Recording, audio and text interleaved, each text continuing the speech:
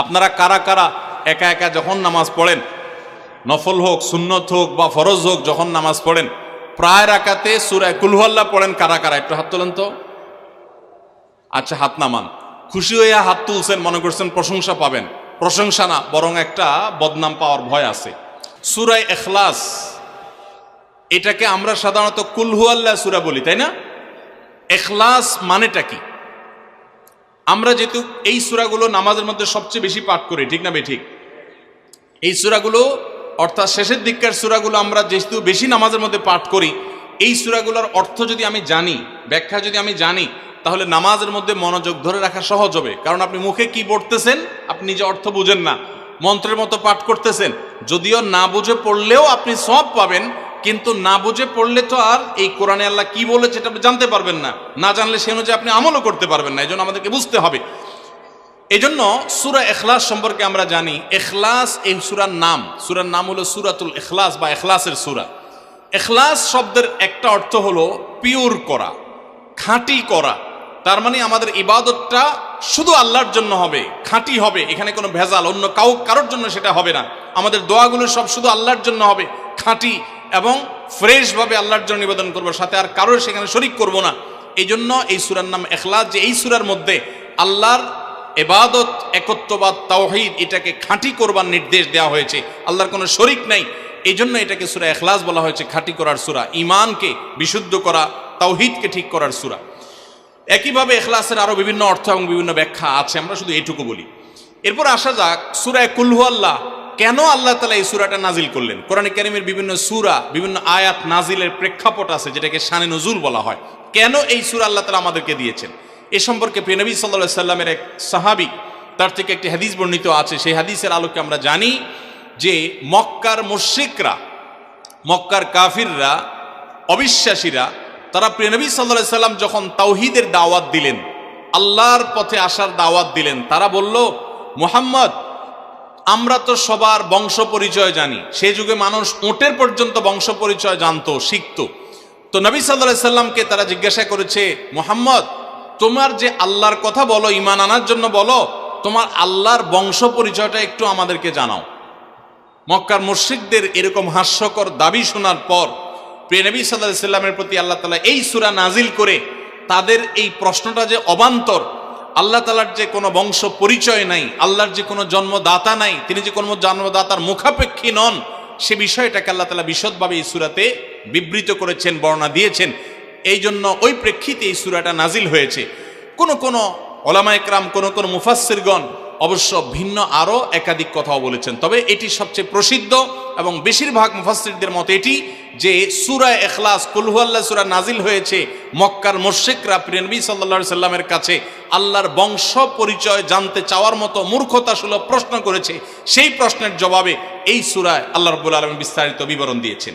এবার আসুন আমরা এই সূরায় কি বলেছেন আল্লাহ রাব্বুল আলামিন সে বিষয়ে জানবো, এবং সেই সাথে এই সূরাটার বিশেষ ফজিলত আছে। সূরা ইখলাসের আবার স্পেশাল ফজিলত আছে, কি সেটা আমরা জানবো ইনশাআল্লাহ তাআলা। আমরা প্রথমে আসুন সূরার অর্থ আমরা জেনে নেই। কুল হুয়াল্লাহু আহাদ। আমার সাথে সাথে আপনারা বলুন, কুল হুয়াল্লাহু আহাদ, আল্লাহুস সামাদ, লাম ইয়ালিদ ওয়া লাম ইউলাদ ওয়া লাম ইয়াকুল লাহু কুফুয়ান আহাদ। কুল হুয়াল্লাহু আহাদের অর্থ হলো বলুন। কুল মানে বলুন। এই কুলটা বড় কাফের কুল। আমরা অনেকে কয় রস্যকার কুল ও কুল, বড়ই লিখতে যে কুল লিখি আমরা ওই রকম বলি। এই কাফটা ভেতর থেকে আসবে। কুল কুল কুল বললে তার অর্থ হবে বলো। আর যদি ছোট কাফের কুল, অর্থাৎ বাংলা করস্যকার কুল ও কুল লিখি যে আমরা ওরকম কুল যদি বলেন, আরবিতে তার অর্থ হলো খাও। একটা হলো বলো, আরেকটা হলো খাও। অর্থের মধ্যে বেশ কম আছে না নাই? অনেক বেশ কম। কোথায় খাওয়া আর কোথায় বলা। এই জন্য এই কফটাকে একটু শুদ্ধ করার চেষ্টা করতে হবে। কুল ভিতর থেকে, কুল কুল হুয়াল্লাহু আহাদ। এর অর্থ কি? কুল মানে বলুন। আল্লাহ তাআলা তার রাসূলকে বলছেন, হে রাসূল, আপনার ভেতরে যে বিশ্বাস আছে তাওহীদের প্রতি, সেই বিশ্বাসকে প্রকাশ করে বলুন, হুয়াল্লাহু, হুয়া মানে তিনি, আল্লাহ মানে তো আল্লাহ, বলুন যে তিনি আল্লাহ, আহাদ মানে একক, অদ্বিতীয়, তার কোনো শরিক নাই, তার কোনো অংশীদার নাই, তিনি একক, বংশ পরিচয়ে তার থাকার প্রশ্নই ওঠে না। যিনি একক, যিনি অদ্বিতীয়, যার কোনো শরিক নাই এবং যার কোনো পার্টনার নাই, যার কোনো ফ্যামিলির সদস্য নাই, যিনি একক, তার বংশ পরিচয় জানতে চাওয়া এটা মূর্খতা এবং অজ্ঞানতা। এই জন্য আল্লাহ রাব্বুল আলামিন জানিয়েছেন, কুল হুয়াল্লাহু আহাদ, বলে দিন তিনি আল্লাহ যিনি একক, আল্লাহুস সামাদ, আল্লাহ হলেন সমাদ। সমাদ শব্দের অর্থ হলো যে তিনি হলেন সেই মহান সত্তা, সবাই যার কাছে মুখাপেক্ষী, তিনি কারোর কাছে মুখাপেক্ষী নন। সমাদ মানে হলো যিনি অমুখাপেক্ষী, যিনি কারোর মুখাপেক্ষী না। পৃথিবীর সকল সৃষ্টি তার মুখাপেক্ষী, তিনি কারোর মুখাপেক্ষী না। যেহেতু তিনি কারোর মুখাপেক্ষী না, অতএব তার বাপেরও প্রয়োজন নাই, তার মায়েরও প্রয়োজন নাই, তার সন্তানের প্রয়োজন নাই, বন্ধুর প্রয়োজন নেই, তার কারোর কোনো প্রয়োজন নেই। সবার তাকে প্রয়োজন, কিন্তু তিনি কারোর কাছে মুখাপেক্ষী নন। আল্লাহুস সামাদ, লাম ইয়ালিদ ওয়া লাম ইউলাদ, যেহেতু তিনি কারো মুখাপেক্ষী নন, এজন্য তিনি কাউকে জন্ম দেননি। ওয়া লাম ইউলাদ, এবং তাকেও কেউ জন্ম দেয়নি। যেহেতু তিনি কারো মুখাপেক্ষী না, এজন্য তার বাপমারও প্রয়োজন নাই। আমরা দুনিয়াতে আসার জন্য বাপমার মুখাপেক্ষী, বাপমা ছাড়া আসতে পারে না। যেহেতু আল্লাহ কারো মুখাপেক্ষী নন, এই জন্য তার কোনো জন্মদাতার প্রয়োজন হয়নি। ওয়া লাম ইউলাদ, এবং তিনি কাউকে জন্ম দেননি। কারণ আমাদের সন্তান সন্ততি জন্ম দিতে হয় আমাদের প্রয়োজনে, কারণ আমার বংশধারা ধরে রাখতে হবে, আমার নামটা ধরে রাখতে হবে, আমার সম্পদ রক্ষণাবেক্ষণ করতে হবে, বৃদ্ধকালে আমাকে দেখাশোনা করতে হবে। এইসব কারণে আমাদের সন্তানের প্রয়োজন হয়। আল্লাহ তাআলা যেহেতু মুখাপেক্ষী নন কোনো কিছুর প্রতি, এই জন্য তার কাউকে জন্ম দিয়ে তার বংশটিকে রাখারও প্রয়োজন নাই, আবার তাকে কেউ জন্ম দেওয়ারও প্রয়োজন নাই। ওয়ালাম ইয়াকুল্লাহু কুফুয়ান আহাদ, আর তার কোনো সমকক্ষ নাই, তার সমান কেউ নাই, তার সাথে কোনো প্রকার সাদৃশ্য হতে পারে এমন আর কেউ নাই। তিনি অদ্বিতীয়, তিনি একক। এই ছোট ছোট 4টি সূরায় আল্লাহ তাআলার 3টি গুণবাচক নাম আল্লাহ উল্লেখ করেছেন। আল্লাহর মূল নাম যেটা, সেটা উল্লেখ করেছেন আল্লাহ, তার জাতে পাকের নাম। আর এর পাশাপাশি আরো 2টি গুণবাচক নাম উল্লেখ করেছেন। এক হলো আহাদ, মানে একক, এটা আল্লাহর গুণবাচক নাম। আর এটা হলো সমাদ, এটাও আল্লাহর গুণবাচক নাম। এই নামগুলো আল্লাহ তাআলা উল্লেখ করেছেন। এই যে সূরাটা, সূরা ইখলাস আমরা জানলাম, এর অর্থ আমরা শুনলাম। এই সূরার ফজিলত কি? 3টা ফজিলত আপনারা শুনেন। 1 নম্বর, নবী করিম সাল্লাল্লাহু আলাইহি সাল্লাম বলেছেন, এই সূরা ইখলাস এটা হলো কোরআনে কারীমের 3 ভাগের 1 ভাগ। বলেন সুবহানাল্লাহ। সূরা ইখলাস বা কুল হুয়াল্লাহ সূরাটা হলো কোরআনে কারীমের কয় ভাগের 1 ভাগ? 3 ভাগের 1 ভাগ। 3 ভাগের 1 ভাগের মানে কি? এই সম্পর্কে কোন তাফসীরবিদগণ বলেছেন, এর মানে হলো গোটা কোরআনে আল্লাহ তাআলা মৌলিকভাবে 3টা বিষয়ের আলোচনা করেছেন। কয়টা বিষয়? এই পুরা কোরআন জুড়ে আল্লাহ তাআলা আলোচনা করেছেন কয়টা বিষয়ে? 3টা বিষয়। নাম্বার 1 তাওহীদ, একত্ববাদ, ঈমান সম্পর্কে। নাম্বার 2 আখবার, বিভিন্ন জাতি গোষ্ঠীর ইতিহাস আল্লাহ এখানে আলোচনা করেছেন। নাম্বার 3 এই কোরআন আল্লাহ তাআলা আলোচনা করেছেন আহকাম বা বিধিবিধান। ঈমানটা মানুষের, বিশ্বাসটা মানুষের সবচেয়ে গুরুত্বপূর্ণ। বিশ্বাস মানুষকে পরিচালনা করে, জন্য কোরআনে এটার আলোচনা সবচেয়ে বেশি। এরপর ইতিহাসের আলোচনা মানুষের অনেক বেশি প্রয়োজন শিক্ষা গ্রহণ করবার জন্য পূর্বের ঘটনাবলী থেকে, সেজন্য সেগুলোও আছে। আর 3 নম্বর বিধিবিধান, মানুষ কিভাবে চললে কোন দিকে গেলে লাভ হবে, কোথায় গেলে ক্ষতি হবে, সে হালাল হারামের বিবরণ কোরআনে আছে। 3টা বিষয়ের আলোচনার মধ্যে একটা হলো তাওহীদ বা ঈমান। এই সূরা ইখলাস এমন একটা সূরা কোরআনের, এই একটা সূরাতে পুরা সূরার 4টা আয়াতের সবগুলো আয়াতে শুধু ঈমান সম্পর্কে, শুধু আল্লাহর জাত সম্পর্কে বলা আছে। বলেন সুবহানাল্লাহ।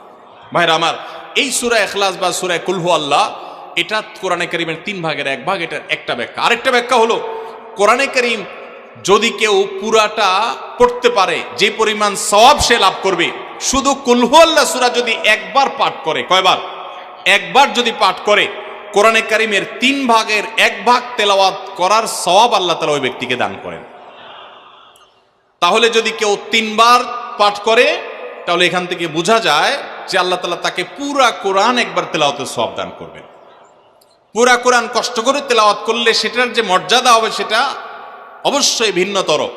কিন্তু 3 কুল সূরা ইখলাস এটাকে 3 বার পাঠ করলে আল্লাহ রাব্বুল আলামিন কোরআনে কারীমের পূর্ণাঙ্গ কোরআন তেলাওয়াতের সওয়াব পাবেন বলে অনেক উলামা ইকরাম, মুহাদ্দিসিন ইকরাম বলেছেন এই হাদিসের আলোকে।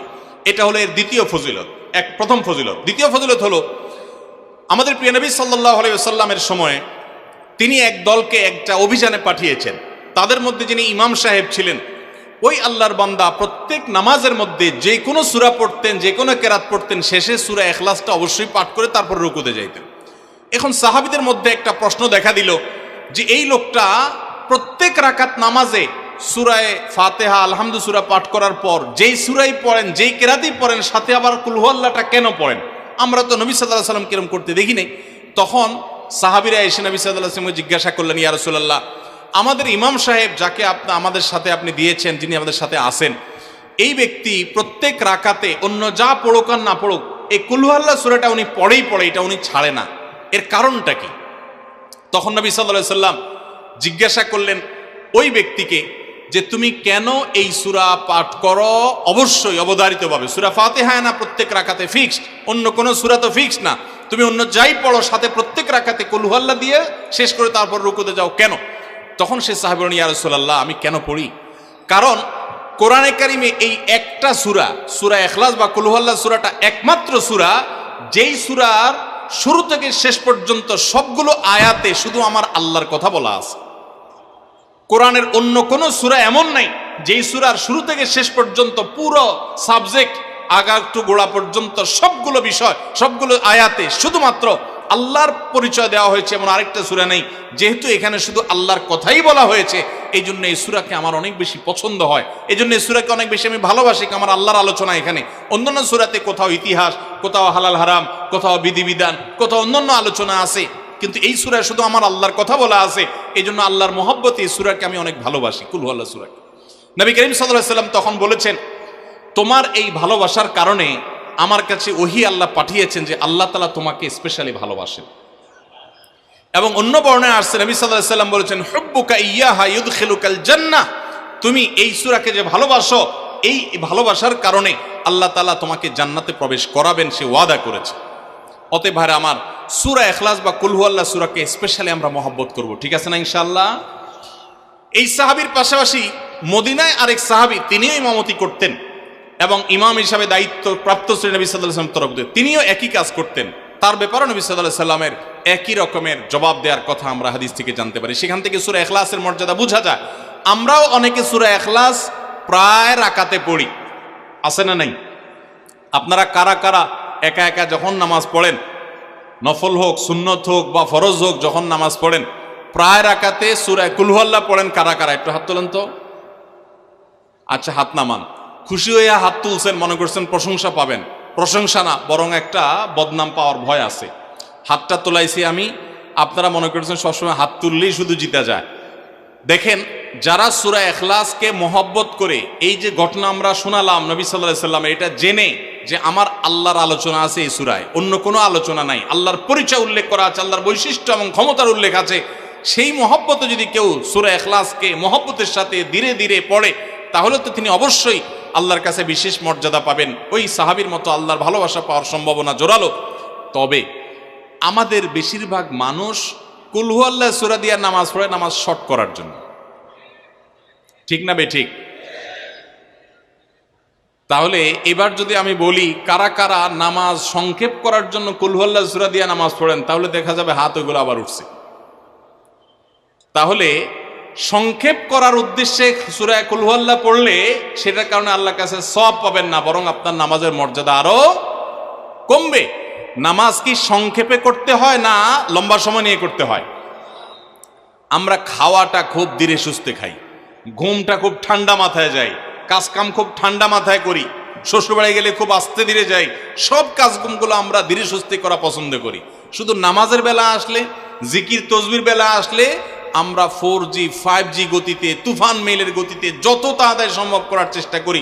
সব জায়গায় গতি ভালো না, মোবাইলের নেট স্পিডের গতি ভালো বুঝলাম, কিন্তু তেলাওয়াত যে যত ধীরে ধীরে করবে, নামাজ যে যত আস্তে আস্তে পড়বে, আপনি মসজিদে লক্ষ্য রাখবেন, আপনার মসজিদে যেই লোকটার নামাজের সবচেয়ে বেশি সময় লাগায়, যেই লোকটার 2 রাকাত নামাজে সবচেয়ে বেশি সময় ব্যয় করে, আপনি নিশ্চিত ধরে নেবেন এই লোকটার নামাজি হিসাবে তত আল্লাহর কাছে প্রিয় এবং শ্রেষ্ঠ।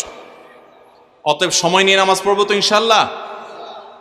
আমাদের অনেকেরই তাড়াহুড়া করে নামাজ পড়ার স্বভাব আছে ভাইরা, ভালো না এটা। যাই হোক, তো সূরা ইখলাস আমরা এটাকে সংক্ষেপ করার জন্য পড়বো না, মহব্বত করার জন্য পড়বো আজ থেকে, ঠিক আছে তো ইনশাল্লাহ।